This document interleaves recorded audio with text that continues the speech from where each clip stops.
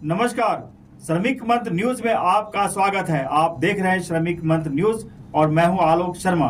एक बार फिर से हाजिर हूं आज की मुख्य खबर के साथ। टेंडर प्रक्रिया में अनियमितताओं के गंभीर आरोपों का सामना कर रहे आखिरकार ये भृगुनाथ द्विवेदी कौन है? आपको यह जानकर हैरानी होगी कि शिकायतकर्ता की शिकायत के 4 महीने बाद भी लोक निर्माण विभाग यानी PWD आज भी खामोश है।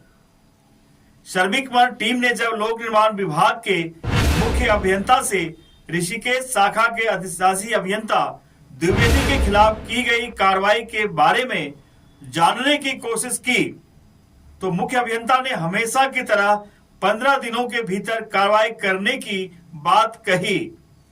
लेकिन सच तो यह है कि कार्रवाई आज 4 महीने बाद भी नहीं हुई है। लोक निर्माण विभाग की इस टाल मटोल से यह लगता है कि विभाग के कुछ कर्मचारी अधिशासी अभियंता द्विवेदी से मिले हुए हैं, जो भृगुनाथ के भ्रष्टाचार और उनके करतूतों को छुपा रहे हैं।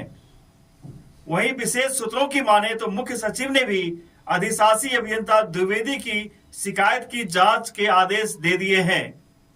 इसके बावजूद भी लोक निर्माण विभाग ने आज तक भृगुनाथ के खिलाफ कोई कार्रवाई नहीं की है। या यूं कहें कि ऋषिकेश शाखा के अधिशासी अभियंता द्विवेदी का इतना प्रभाव है कि लोक निर्माण विभाग भी उनके सामने बौना साबित हो रहा है। तो क्या लोक निर्माण विभाग के अधिशासी अभियंता भृगुनाथ द्विवेदी के खिलाफ कोई कार्रवाई होगी या नहीं?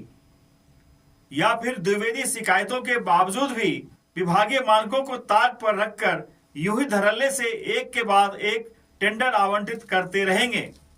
श्रमिक मंत्र संवाददाता अधिशासी अभियंता भृगुनाथ द्विवेदी से पूछता है यह सवाल। सर, 2 महीने पहले की बात, शिकायत एक पत्र दायर की गई थी वहाँ पे ऋषिकेश डिवीजन का। तो 2 महीने बाद रिजल्ट की बात करें तो क्या धरातल में क्या रिजल्ट निकल गया? जी, अभी हमारे मुख्य अभियंता स्थान है, उनके द्वारा को मुख्य अभियंता क्षेत्रीय कार्यालय देहरादून को लेटर लिखा था कि इसकी जांच कर आख्या दें। अभी मैं फाइल देख रहा था तो उसमें एक उनसे अविलंब रिपोर्ट मांगी गई थी, वो भी रिपोर्ट आई नहीं है। इसके बाद एक रिमाइंडर और भी दिया गया था, वो भी अभी उस पर रिमाइंडर भी दिया गया था। उसमें अभी फिर सूचना, इसमें सेम हेल्पलाइन में भी ये शिकायत आई है। तो मैं समझता हूँ कि हम इनको एक रिमाइंडर और भेज रहे हैं। 15 दिन के अंदर हम इससे फिर उम्मीद करेंगे कि 15 दिन में हम रिपोर्ट दे देंगे। छोटी सवाल उठता है कि बार बार रिमाइंडर देने के बावजूद भी ऐसे एक्शन नहीं लिया जाता है। आखिर वजह क्या माने जो अधिकारी हैं उसके पहुंच ऊपर तक, बहुत ऊपर तक है क्या? नहीं, ऐसा नहीं है कि ये हम एकदम इस पर जंप कर जाएं कि उसकी ऊपर तक है। यहाँ ऊपर तक और नीचे तक का सवाल नहीं है। सवाल ये है कि जो शिकायतकर्ता ने जो पॉइंट्स दिए हैं उसका एक सारे अभिलेखीय आधार पर उसकी जांच की जानी होती है। उसके रिकॉर्ड मंगाए जाते हैं। बिना किसी तथ्य की पूरी जानकारी ले आते हुए कोई हम रिपोर्ट ऐसे नहीं भेज सकते हैं। तो जरूरी है कि जांचकर्ता अधिकारी वो सारे जो शिकायत के बिंदु होते हैं और शिकायत से रिलेटेड जो अभिलेख होते हैं उनका पूरा गहन अध्ययन करने के बाद ही देते हैं। तो उसमें समय लगता है। तो हम एक बार फिर दोबारा रिमाइंडर लिख रहे हैं कि 15 दिन के अंदर हमें रिपोर्ट दे दें। एक गहन अध्ययन की बात की तो कितना समय लगता होगा अध्ययन करने में? देखिए, डिपेंड करता है जो नेचर ऑफ जो उसकी जो शिकायत का जो प्रकार है, उसमें कितने उसमें प्रकरण शामिल कर रखे हैं, उसमें कितने कॉन्ट्रैक्ट उसमें शामिल कर रखे हैं, कितने कामों की लिस्ट वो है, वो उस पर डिपेंड करता है। कभी कभी अगर लगता है कि 1-2 शिकायत है तो 15-20 दिन भी लग जाता है, और अगर बंच ऑफ शिकायत है जिसमें बहुत ज़्यादा शिकायत है तो उसमें ज़्यादा समय लगता है, क्योंकि वो सारे जितने भी कागज हैं इकट्ठे करने में भी समय लगता है उसमें।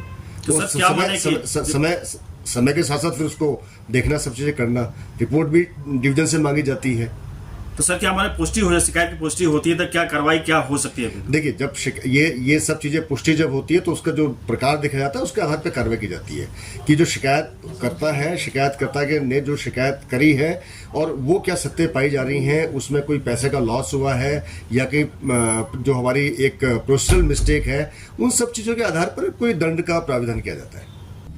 देहरादून से श्रमिक मंत्र संवाददाता की एक खास रिपोर्ट।